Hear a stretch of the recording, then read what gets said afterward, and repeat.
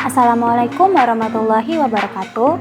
Perkenalkan, nama saya Cindy Cahya Ramadhani, NIM 22 Program Studi Administrasi Publik.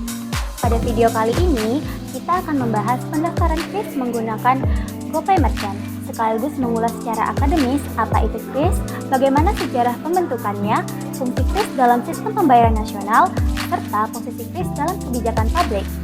Video ini ditujukan untuk masyarakat, khususnya mahasiswa, yang mempelajari administrasi publik, kebijakan publik, dan transformasi digital dalam sektor ekonomi. Sebelum kita memasuki ke teknis pendaftaran, kita perlu memahami terlebih dahulu apa itu KRIS dan mengapa ia dibentuk.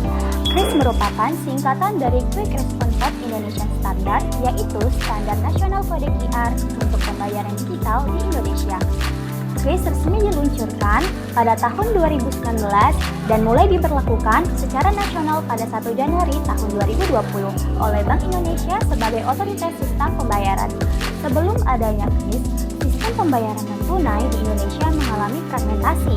Setiap penyedia layanan pembayaran digital memiliki QR Code sendiri, sehingga pelaku usaha harus menyediakan banyak QR Code dari berbagai aplikasi.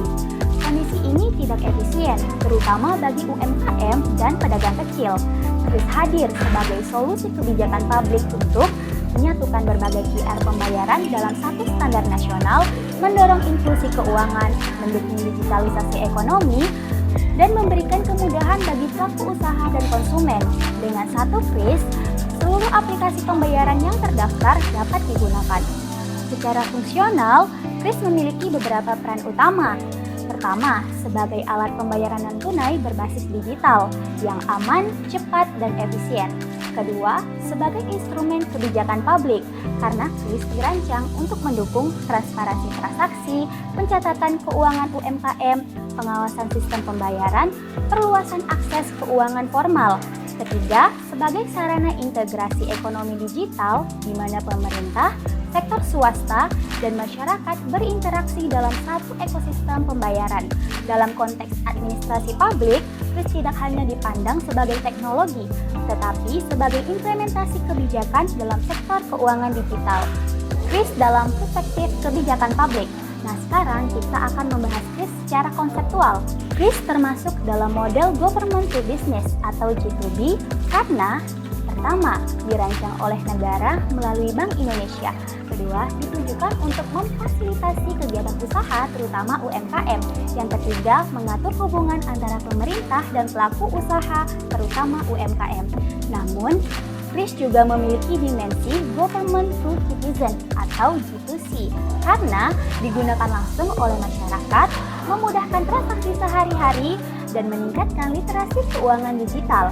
Selain itu, KRIS juga mendukung business to business atau B2B dan business to consumer atau B2C dalam praktik transaksi. Artinya, KRIS adalah kebijakan publik multisektor yang menjembatani pemerintah, dunia usaha, dan masyarakat. Selanjutnya, kita akan masuk ke GoPay Merchant. GoPay Merchant adalah layanan bagi pelaku usaha untuk menerima pembayaran digital melalui aplikasi GoPay yang merupakan bagian dari ekosistem Gojek. Nah, dalam konteks KRIS, GoPay Merchant berperan sebagai pertama, penyelenggara jasa sistem pembayaran, perantara antara kebijakan Bank Indonesia dan pelaku usaha, serta implementator kebijakan KRIS di tingkat lapangan. Melalui GoPay Merchant, pelaku usaha dapat memperoleh KRIS resmi yang terhubung langsung dengan sistem perbankan dan sistem pembayaran nasional. Baiklah, teman-teman, di video ini saya akan menjelaskan tutorial mendaftarkan GoPay Merchant.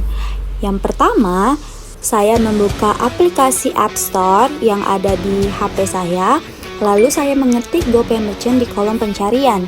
Setelah itu, saya mengunduh dan menginstal aplikasi GoPay Merchant ke ponsel saya. Setelah diinstal dan setelah aplikasi terpasang, saya membuka aplikasi GoPay Merchant lalu memilih menu daftar. Dan kemudian, di sini kalian ditujukan untuk mendaftarkan nomor HP. Masukkan nomor HP yang aktif ya, teman-teman. Lalu, klik lanjut. Di sini saya memilih OTP via WhatsApp. Jadi kode verifikasinya akan dikirim melalui WhatsApp. Masukkan kode verifikasinya.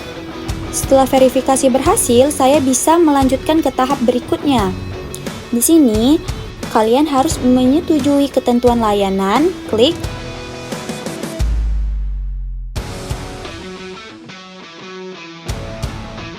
Langsung klik lanjut daftar. Nah, di sini kalian harus menyiapkan email yang aktif ya teman-teman. Di sini saya memasukkan email saya. Maka akan loading seperti ini, lalu kalian melakukan verifikasi wajah. Di sini status pendaftaran dapat dipantau langsung melalui aplikasi. Nah, karena saya tidak mempunyai toko, jika kalian mempunyai toko, kalian bisa klik punya toko. Jika kalian tidak mempunyai toko, kalian bisa klik tidak mempunyai toko. Dan biasanya usaha yang tidak mempunyai toko itu seperti usaha jasa yang seperti juru les, supir atau juru parkir. Di sini kalian bisa memilih kategori usahanya. Karena usaha saya itu tidak memiliki toko fisik, jadi saya tidak perlu mengisi alamat toko.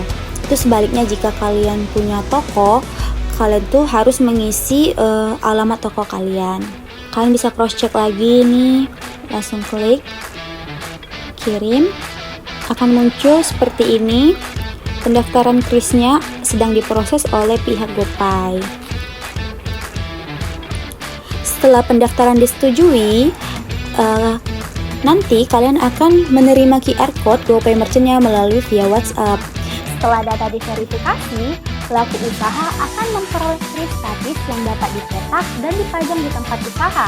Baiklah teman-teman, untuk hasil pendaftaran GoPay Merchant tadi, kita bisa dapatkan kode QR-nya melalui via WhatsApp, yang dimana akan dikirim oleh pihak GoPay. Nah, ini dia untuk kode QR yang saya dapatkan tadi. Di sini ada tertera nama saya dan jenis usaha saya. Kalian bisa klik unduh untuk dipajang di meja usaha kalian, terutama untuk UMKM.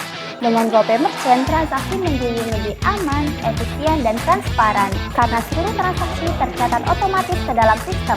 Selain itu, layanan ini mendukung digitalisasi UMKM dan upaya pemerintah dalam mendorong penggunaan pembayaran non-tunai di masyarakat.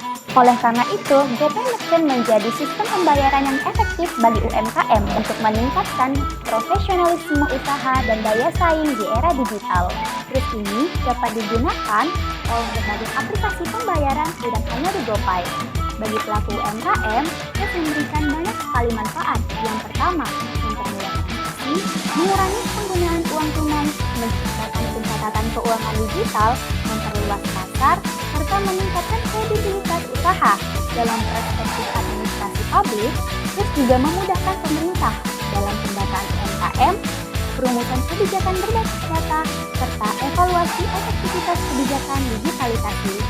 Sebagai kesimpulan, kris bukan hanya sekedar alat pembayaran digital, tetapi merupakan kebijakan publik strategis yang mengintegrasikan teknologi, ekonomi, dan tata kelola pemerintahan.